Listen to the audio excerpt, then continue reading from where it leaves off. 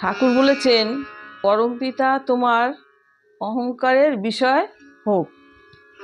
এটা তখনই সম্ভব হবে যখন আমরা দৈনন্দিন জীবনে পরমপিতাকে অনুসরণ করে তাকে অনুভব করতে পারবো।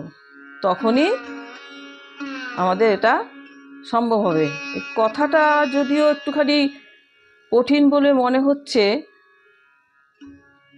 তবে মন দিয়ে শুনলে ধীরে ধীরে বোঝা যাবে যে ধর্মের সূক্ষ্মতা কী।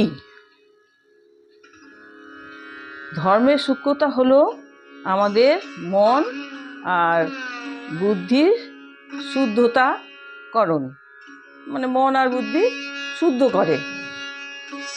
দেখুন, অহংকার আমাদের মনে নানা রকম চিন্তা ভাবনা প্রতিনিয়তই আমাদের কি করছে, শরীরের বোধ এবং মানসিক ভোগ বিলাসিতার কথা মনে করিয়ে দেয়। এটাই কিন্তু আমাদের দূষিত। তাহলে এটাকে আমরা কি করতে পারি?